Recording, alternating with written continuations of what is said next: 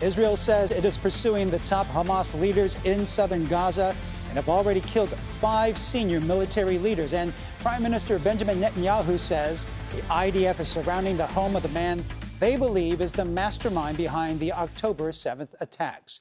And as that war stretches on, the FBI now warning terror groups will likely use it to call for violence in the U.S. over the holidays.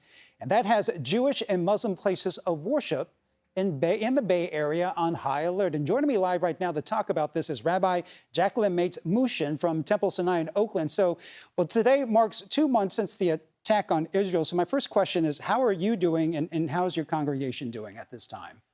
Thank you. You're kind to ask. I think that there's a lot of folks that are still in pain, a lot of folks that are still really worried and concerned about friends and family that are in Israel, and a lot of folks worried about everything that's happening in Gaza, and a lot of the innocent folks who are really caught in the crossfire. It's been a lot. And while the FBI and the CHP says there's no credible threats here in the Bay Area, what are your thoughts about the warning? And is your temple, or do you know of any other temples that are taking measures? Every single temple I know is taking higher security measures, and we actually all have since October 8th. It is often the case that when things are happening in Israel or in the Middle East, that there are repercussions here and ripples, and folks who want to carry out their frustrations and things on the local Jewish community or local Muslim community as well. So we have been on high alert in terms of our own security and our security measures. And as we enter the first day of Hanukkah, which is, of course, is at sundown, what are your hopes? What are your thoughts?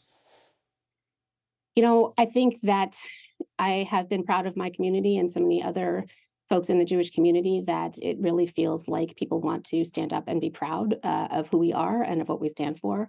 This is a time where we talk about finding light in the darkness, that we want to find those pieces of hope and those reasons that we keep moving on in a positive way, creating positive relationships with other folks in other communities, and just recognizing that things can get better. We can work to make them better.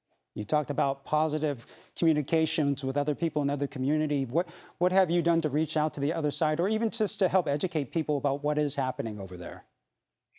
You know, we've tried a lot to talk with a lot of different kinds of organizations, whether that's, school boards and city councils and those kinds of things. We've been in conversation with a lot of folks to understand what happens there, but even more important, how it affects the people here. And that when we do things like pass resolutions and we do things, some of these protests and things, they actually don't have an effect on what's happening in the Middle East, but they do have a very, very strong effect here and dividing people here.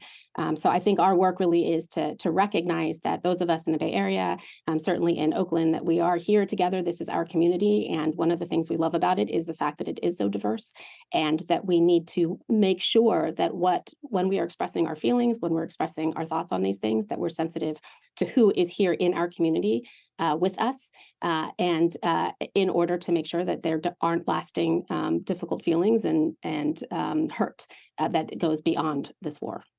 Rabbi, I know that a lot of people are still struggling, but hopefully today will be a day of celebration on the first day of Hanukkah. So thank you very much for joining us. Thank you. And police are already patrolling the Bill Graham menorah. That's at Union Square. You see it right here, just in case. This is video from a previous lighting, and that first candle, that will be lit at 5 p.m. tonight. And of course, it's not just anti-Semitism on the rise since the war started, so is Islamophobia, including a group of college students who were recently shot in Vermont while just walking down a street. The FBI is warning about potential attacks applying to mosques as well. So we're joined now by Zahra Billoo from the Council of American-Islamic Relations, sometimes known as CARE. We like to mention before, there are no credible threats here in the Bay Area specifically, but has your community faced Islamophobia? Have you seen a rise? And do you know of any mosques, temples also that are preparing and just preparing just in case something happens? Thank you so much for having me. We live in an environment where security concerns are every day for us. But since October 7th, we have seen an over 170% increase in complaints of experiences in Islamophobia, including violent hate crimes right here in the Bay Area, an assault in Monterey, a hit and run at Stanford, and more. And so mosques have been preparing. I recall sitting in meetings in October with mosques as this all began, They'd hired security. They were reviewing their video cameras. They were thinking about which doors need to stay open and closed at different times. With an exponential increase in complaints of Islamophobia across the country, prevention is necessary. And so mosques are doing what is important to protect their congregants. And of course, this war is weighing heavy on a lot of people in a lot of different communities. I need to ask, how are you doing, and how are your family and your friends and your community doing? Just a couple of hours ago, I saw the news that one of the reporters that I follow in Gaza had been killed by Israeli forces. Every morning I wake up and I check with my friends who have family there to say, how are you? Did your family make it through the night? There are no words to describe what it's like to watch a genocide happening live on our phones and on our televisions, and to know that it's happening without any accountability. We are all funding the murder of women, children, men of all ages. And it is beyond belief that it continues this long. And today marks 2 months since that war began. The latest estimates say at least 80%. I believe that's like 1.9 million people in Gaza have been displaced by the fighting. That number is likely to rise. You had kind of mentioned this already, but what are you hearing from community members who may have family members that are still stuck in Gaza?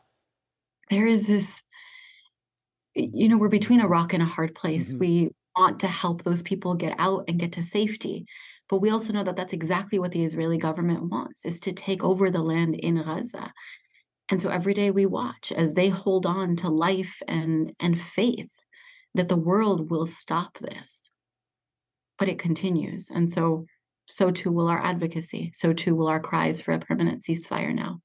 You had mentioned a simple question that I think a lot of people in the community are asking yourself, even on the other side too, is how are you doing? How important is that question? It's one that we ask because we care about each other, but it's every time I've asked it or been asked it, we've struggled for the answer.